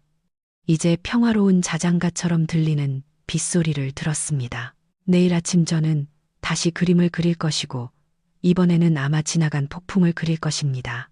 멘토링에 위치한 부모님 댁 거실의 스테인드 글라스 창밖으로 서울의 하늘은 아직 생명의 기미를 보이지 않았습니다. 하지만 제게 세상은 이미 몇 시간 전에 끝났습니다. 방구석에 거만하게 서 있는 독일제 대형 앤티크 괴종시계가 3번 울렸습니다. 땡, 땡, 땡, 땡. 그 소리는 보통 위험, 흔들리지 않는 명문가의 안정감을 주었습니다. 하지만 오늘 새벽 그 소리는 마치 죽음의 종소리처럼 들렸습니다. 마치 제 명치에 정확히 유죄 판결을 내리는 판사의 망치 소리 같았습니다. 저는 짙은 갈색의 체스터필드 가죽 소파에 깊숙이 파묻혀 앉아 있었습니다. 이 소파는 아버지가 10년 전 영국에서 수입해 온 것으로 제가 보통 스카치를 마시며 제 대형 사건들의 승소에 대해 이야기하던 곳이었습니다. 이제 저는 그 등받이에 등을 기댈 자격조차 없다고 느꼈습니다. 평범한 직장인의 1년 연봉과 맞먹는 가격의 턱시도는 가렵고 목을 조르고 죄로 가득 찬 것 같았습니다. 아직 갈아입지 않았습니다. 거울을 보고 그것을 벗을 용기가 나지 않았습니다.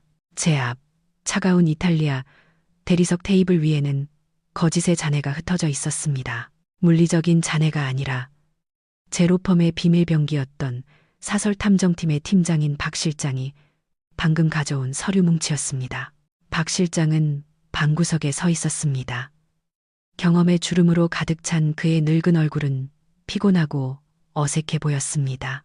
그는 자신이 작은 왕조의 몰락을 목격하고 있다는 것을 알았고 동정심을 숨기려 했었습니다. 담배 연기가 공기 중에 짙게 피어올라 가슴을 답답하게 하는 회색 안개를 만들었습니다. 평생 제 롤모델이었던 아버지, 체면을 지켜라, 진혁아. 그게 가장 비싼 자산이다라고 항상 말씀하셨던 아버지는 이제 지난 1시간 동안 8번째 담배를 피우고 있었습니다. 주주총회를 주재할 때 굳건했던 그의 손은 이제 담배 끝에 불을 붙일 때 심하게 떨렸습니다. 그의 늙은 얼굴은 오늘 밤 갑자기 10년은 더 늙어 보였습니다. 그의 이마의 주름은 더 이상 지혜의 표시가 아니라 파멸의 표시였습니다. 어머니는 맞은편 소파에 앉아 있었습니다. 울지 않았지만 그게 오히려 더 무서웠습니다. 그녀의 눈은 부어 있었고 시선은 테이블 중앙의 크리스탈 꽃병을 향해 텅 비어 있었습니다.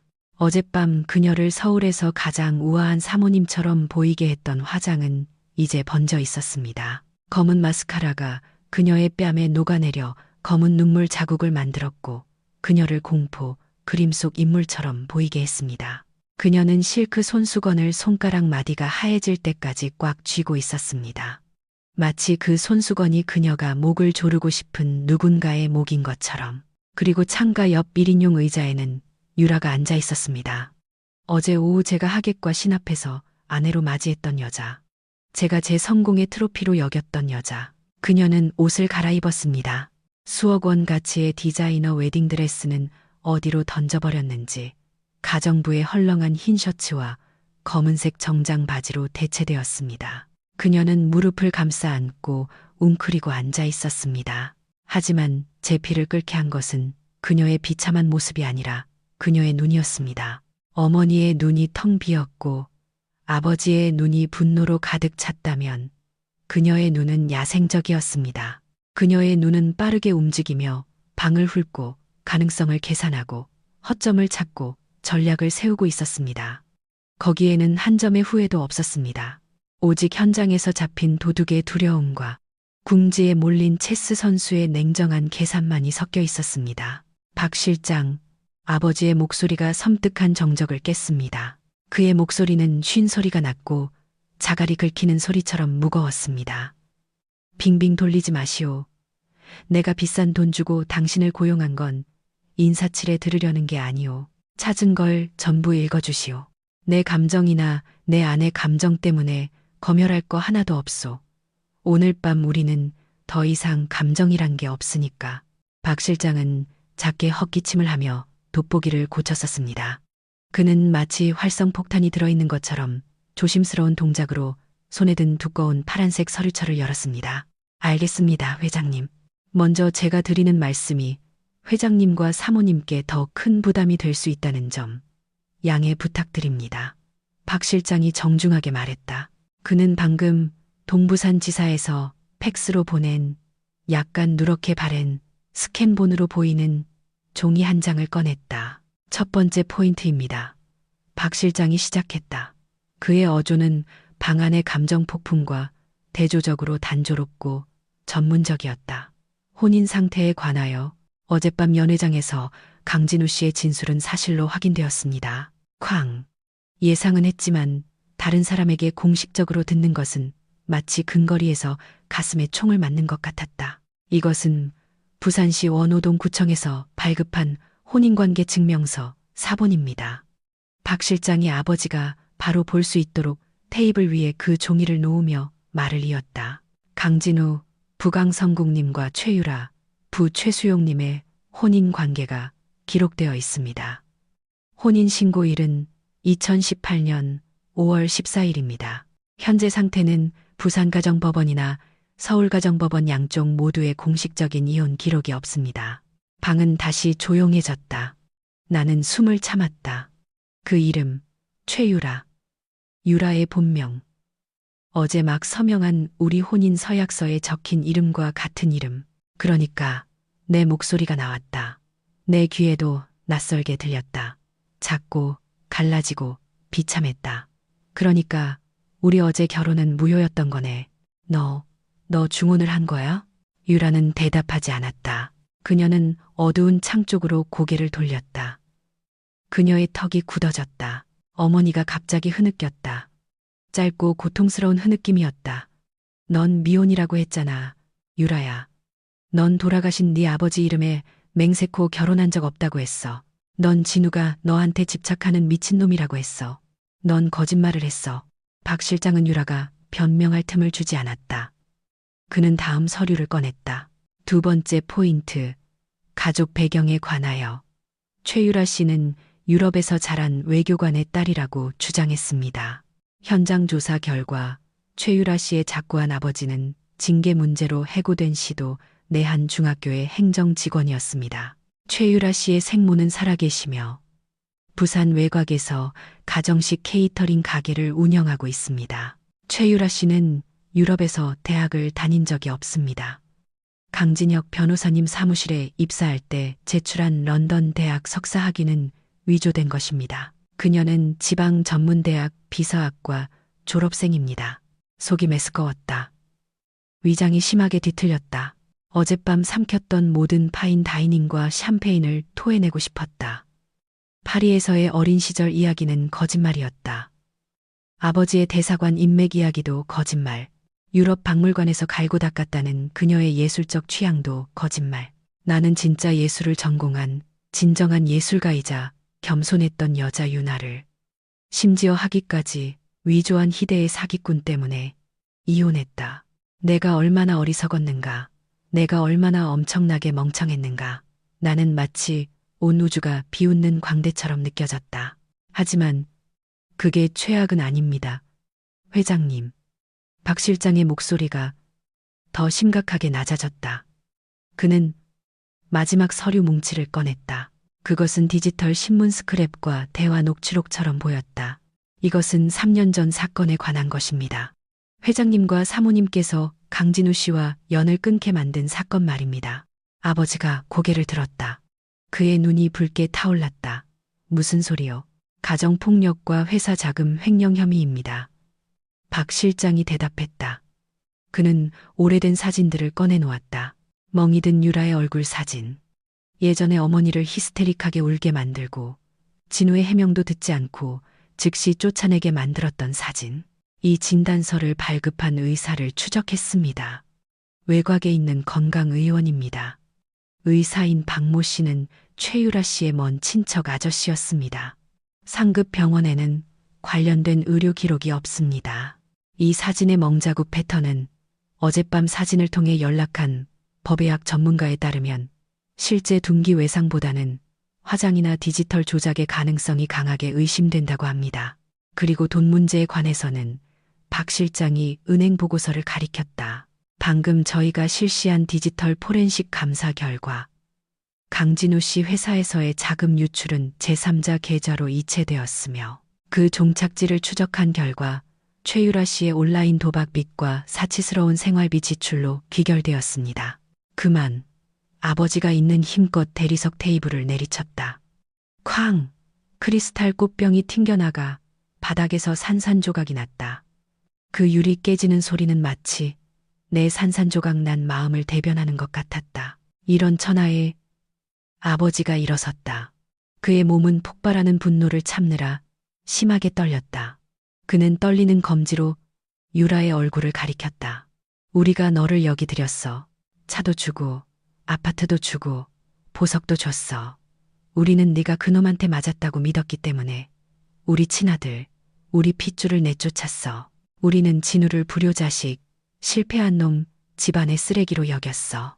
그런데 알고 보니 네가 악마였구나. 어머니는 더 이상 울지 않고 포효했다. 그녀는 자신의 가슴을 치며 진우를 버린 죄책감이 지금 그녀의 심장을 갈기갈기 찢고 있는 것이 틀림없었다. 진우야, 엄마가 미안하다. 아들아, 진우야. 나는 일어섰다. 다리에 힘이 풀렸지만 분노가 힘을 주었다. 나는 유라에게 다가갔다. 그녀의 목을 조르고 싶었다. 그녀의 존재를 이 세상에서 지워버리고 싶었다. 대답해 유라, 내가 속삭였다. 내 목소리는 면도날처럼 차가웠다. 박 실장이 말한 것 중에 틀린 게 하나라도 있어. 대답해. 유라가 천천히 고개를 들었고 그 순간 나는 끔찍한 변화를 보았다. 그녀의 가짜 눈물이 즉시 사라졌다. 두려움에 웅크렸던 그녀의 자세가 꼿꼿하게 변했다. 떨리던 그녀의 입술이 이제 비뚤어진 미소를 지었다. 냉소적인 미소. 더 이상 착한 척할 필요가 없는 범죄자의 미소. 그녀는 작게 웃었다. 건조하고 경멸적인 웃음이었다. 참 웃기시네. 다들. 유라가 말했다. 그녀의 목소리가 변했다. 더 이상 내가 듣던 부드럽고 애교 섞인 목소리가 아니었다. 그녀의 목소리는 이제 거칠었다. 그녀가 그동안 숨겨왔던 억센 부산 사투리가 튀어나와 그녀가 사용하던 가짜 강남 억양을 지워버렸다. 웃겨? 나는 믿을 수 없다는 듯 그녀를 쳐다보았다. 예, 웃기네요. 한심해서.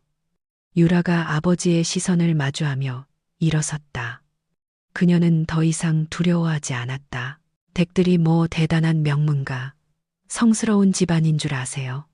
위선 떨지 마세요. 영감님. 입 닥쳐. 아버지가 소리쳤다. 와해, 진실 듣는 게 두렵나. 유라는 증오로 가득 찬 눈으로 번뜩이며 앞으로 나아갔다. 댁들이 진우 씨를 쫓아낸 건 내 가짜 진단서 때문만은 아닙니다. 댁들은 창피해서 쫓아낸 기라.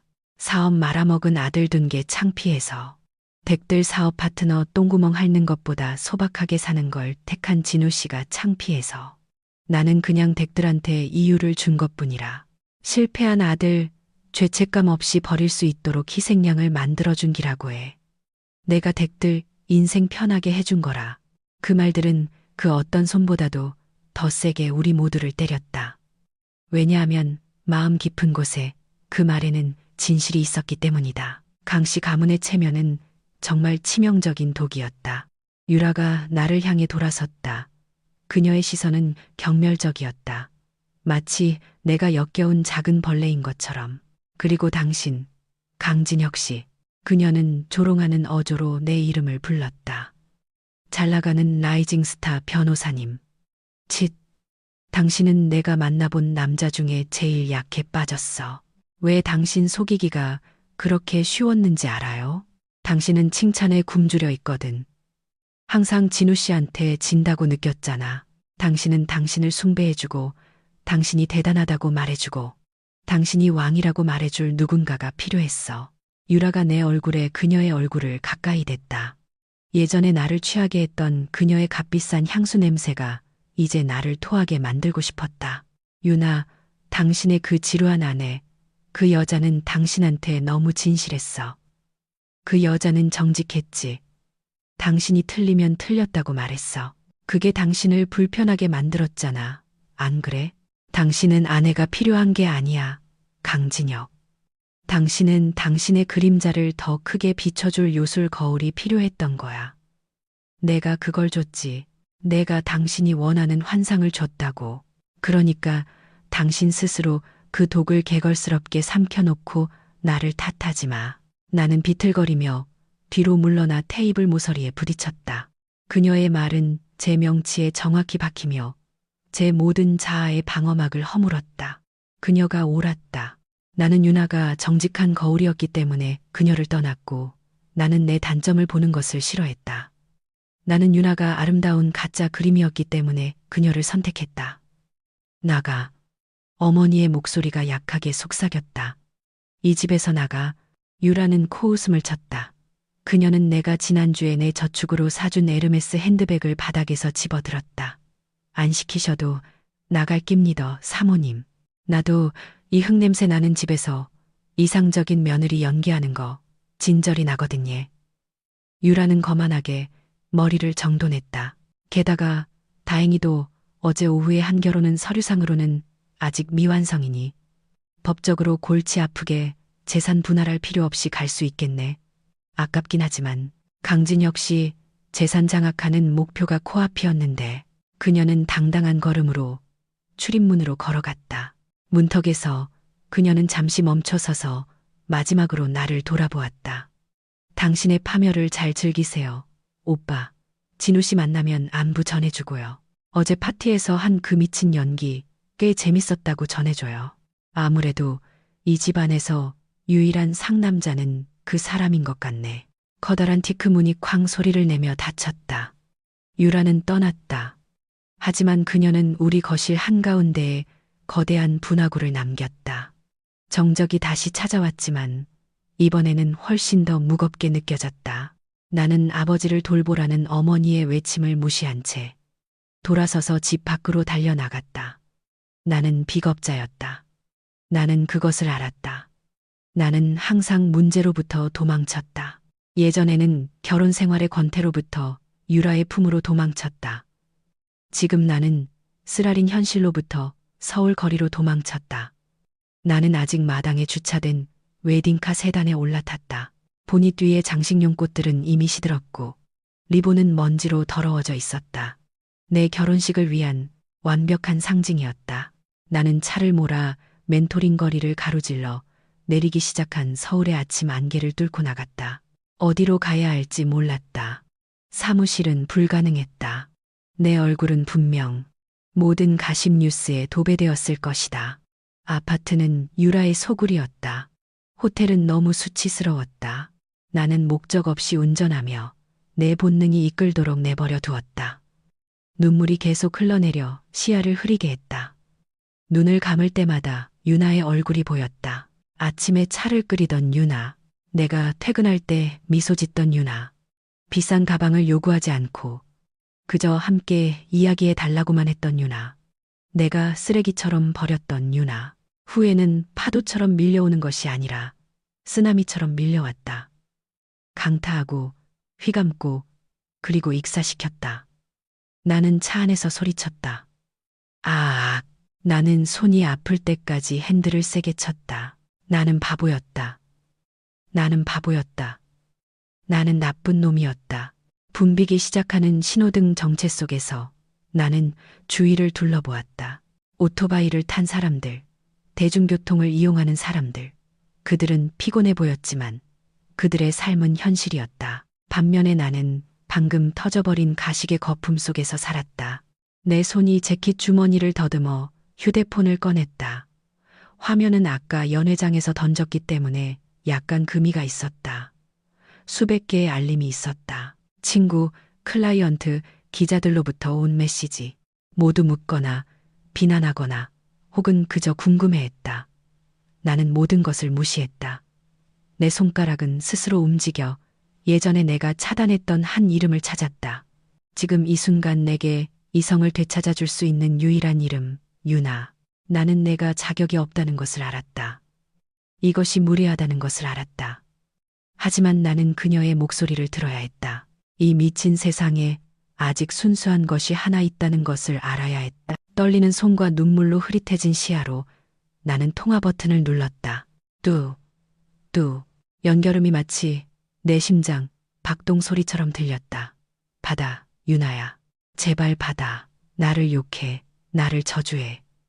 하지만 제발 나를 외면하지는 말아줘. 여보세요. 그 목소리는 너무나도 차분했다. 너무나도 평화로웠다.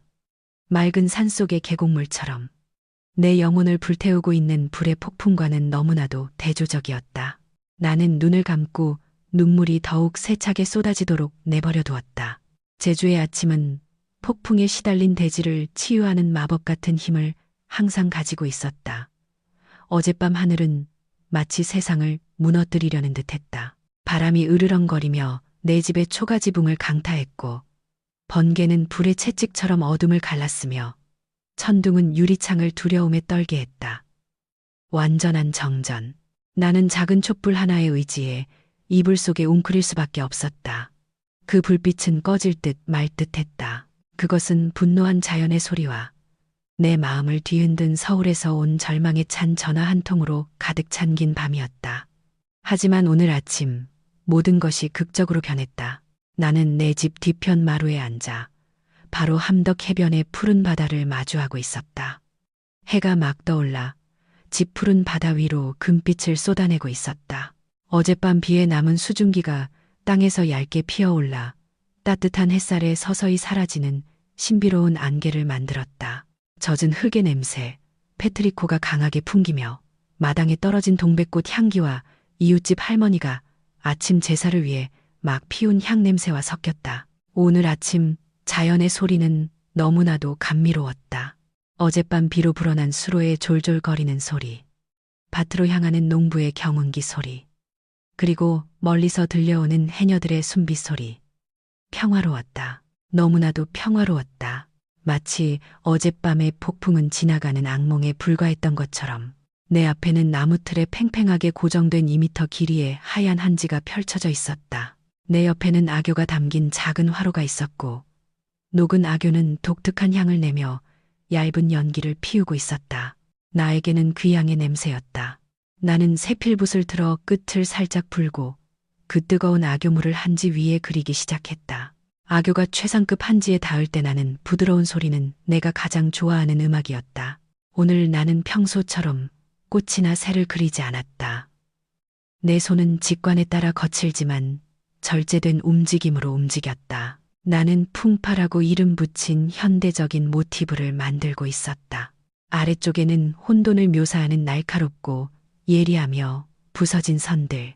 하지만 서서히 그 선들은 위로 올라가면서 부드러워져 구름과 무지개를 닮은 유려한 곡선으로 변할 것이었다. 이것은 내 영혼의 치료였다. 어젯밤 내가 느꼈던 것을 예술 작품에 쏟아내는 것. 긴 선을 긋는데 집중하고 있을 때 나무 테이블 위에 놓여있던 내 휴대폰이 진동했다. 나는 붓을 내려놓았다. 처음에는 그것을 보기가 망설여졌다. 오늘 새벽 진혁의 전화 이후 나는 잠을 자기 위해 휴대폰을 껐다. 오늘 아침에야 다시 켰다. 그리고 아니나 다를까 내 세상, 아니 더 정확히는 내가 떠나온 세상이 맹렬하게 불타고 있었다. 휴대폰 화면은 알림으로 가득 찼다. 개인적인 메시지가 아니라 다양한 뉴스 포털과 소셜미디어의 뉴스 알림이었다. 인터넷 알고리즘은 내가 강진혁이라는 이름과 관련이 있었다는 것을 알고 있는 듯 그에 대한 뉴스가 내 피드에 바로 나타났다. 자극적인 헤드라인들이 선명하게 펼쳐져 있었다. 호화 결혼식의 종말, 불청객이 신부의 정체 폭로, 신랑의 형 웃으며 경호원에게 끌려나가는 영상, 바이럴, 최유라는 누구, 네티즌, 유명 변호사 새 신부의 어두운 과거 파헤쳐, 결혼 스캔들 여파, 프라나타 법조 가문 관련주가 아침부터 급락. 나는 뉴스링크 중 하나를 열었다. 거기에는 연예부 기자가 찍은 사진이 있었다. 끔찍한 얼굴로 비명을 지르는 유라의 사진. 그녀의 아름다움의 가면은 산산조각이 나 있었다. 넋이 나간 채 창백한 얼굴로 서 있는 진혁의 사진. 그리고 진우의 사진. 두 명의 경호원에게 끌려가면서도 미소 짓고 있는 진우. 쓰라린 승리의 미소. 나는 댓글창을 읽었다. 수천 개의 네티즌 댓글이 홍수처럼 쏟아졌다. 잔인하고 신랄하며 무자비했다. 꼴 좋다. 카르마는 현금 결제지. 이 여자가 예전에 가십 계정에 떴던 그 상간녀 아니냐. 전 부인 불쌍하다. 지금쯤 커피 마시면서 웃고 있겠지. 미쳤다. 막장 드라마보다 더하네. 알고 보니 형수였다니.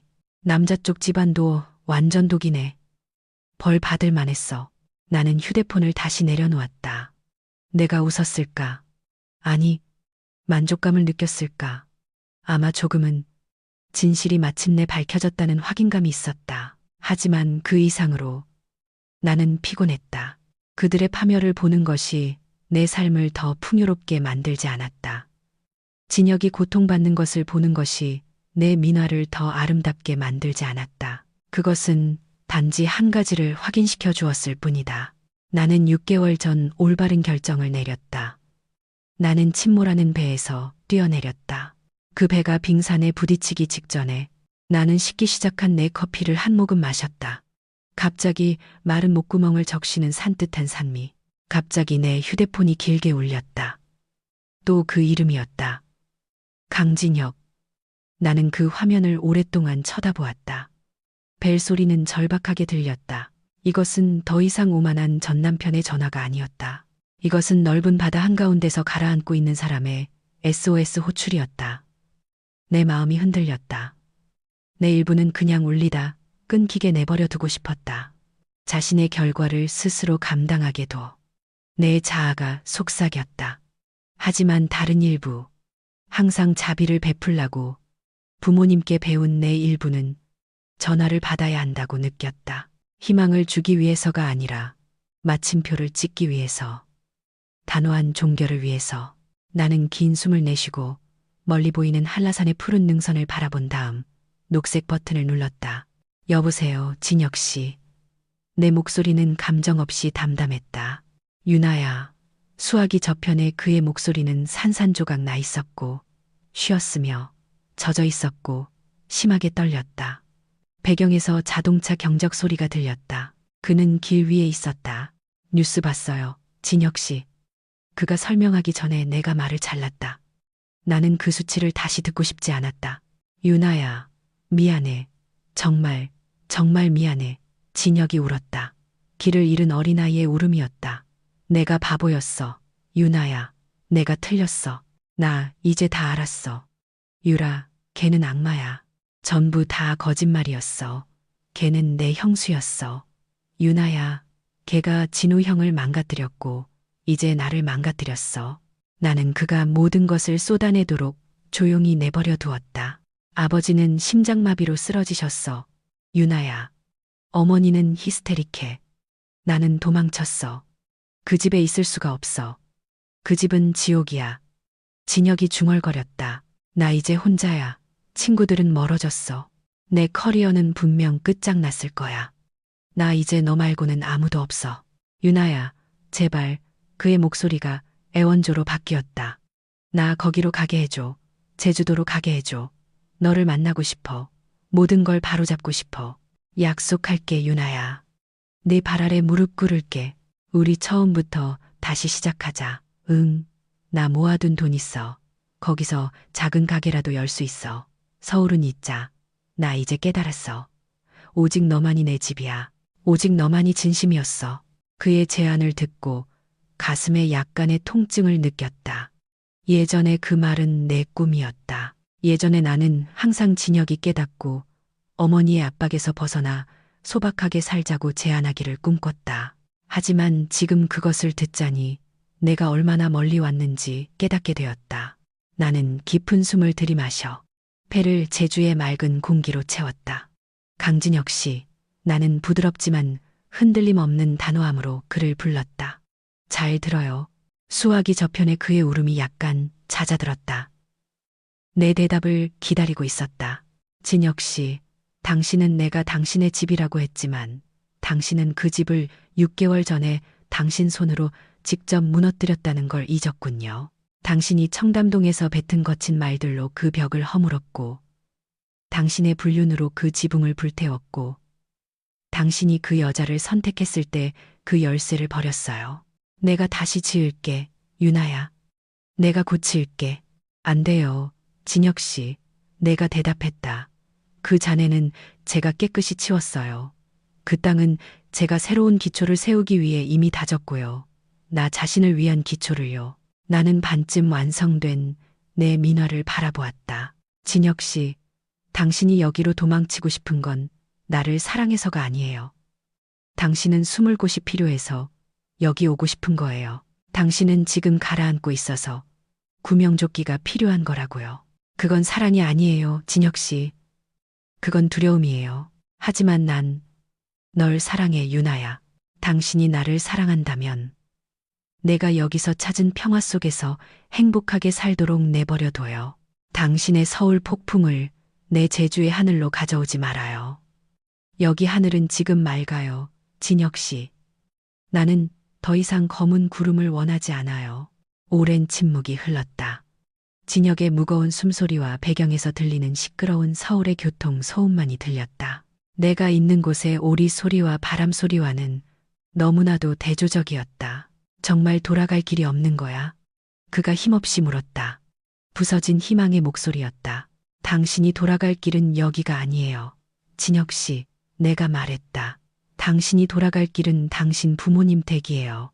돌아가세요. 아픈 아버님 곁을 지키고 어머님을 진정시켜요. 진우 형을 찾아요. 그 발 아래 무릎 꿇고 당신들이 몇 년 동안 괴롭힌 형에게 사과하세요. 그게 당신이 돌아갈 진짜 길이에요. 당신 문제에 맞서세요. 더 이상 도망치지 말고요. 적어도 이번 한 번만이라도 책임감 있는 남자가 되세요. 진혁이 조용히 흐느꼈다. 아마 그는 내가 옳다는 것을 깨달았을 것이다. 아마 그는 더 이상 나를 조종할 수 없다는 것을 깨달았을 것이다. 잘 살아요, 강진혁 씨. 이 폭풍으로부터 배우세요. 언젠가 당신 스스로를 용서할 수 있기를 바라요. 그의 대답을 더 이상 기다리지 않고 나는 귀에서 휴대폰을 떼었다. 내 손가락이 빨간 버튼을 눌렀다. 뚝, 연결이 끊겼다. 이번에는 정말로 끝난 것 같았다. 더 이상 얽힌 실이 없었다. 과거의 인연은 완전히 끊어졌다. 계곡 아래로 흐르는 강물과 함께 흘려보내졌다. 나는 휴대폰 전원을 껐다. 오늘 다시 켜지 않을 것이다. 아마 내일도 외부 세계가 그들의 스캔들로 소리치도록 내버려 두자. 나에게는 지켜야 할 나만의 세상이 있었다. 나는 다시 세필붓을 들었다. 화로 속의 악교는 여전히 뜨겁고 액체 상태였다. 나는 붓끝을 담그고 다시 한지 위에 모티브를 그렸다. 혼란스러웠던 풍파 모티브의 위쪽에 나는 부드러운 곡선들을 그리기 시작했다. 제주도의 요소를 가미한 채색운, 차이서, 모티브, 평온하게 흘러가는 구름, 파괴하는 폭풍이 아니라 생명을 주는 비를 가져오는 구름, 그리고 그 구름 사이사이에 나는 나중에 밝은 색을 입힐 것이다. 황색, 붉은색, 남색, 무지개의 색깔. 나는 혼자 미소 지었다. 산들바람이 내 얼굴을 스치며 머리카락 끝을 스쳤다. 한 농부가 밭둑을 지나가며 나에게 미소 짓고 모자를 들어 보였다. 아이고, 아가씨, 좋은 아침이오다. 네, 아저씨, 좋은 아침이에요. 어젠 비가 와서 밭일하기 좋겠수다. 비는 항상 뒤에 복을 가져오지에. 나는 다시 내 그림에 몰두했다. 폭풍우는 확실히 무섭다. 지붕을 부수고 나무를 쓰러뜨릴 수 있다. 하지만 비가 없으면 무지개도 없을 것이다. 그리고 과거의 고통이 없었다면 나는 오늘 아침 내가 느끼는 이 진정한 힘과 평화를 결코 찾지 못했을 것이다. 끝없이 펼쳐진 제주의 하늘 아래 서울은 서서히 희미해지는 과거의 지도 위에 있는 작은 점에 불과했다. 그리고 나는 나 자신의 미래를 그리고 있는 예술가였다.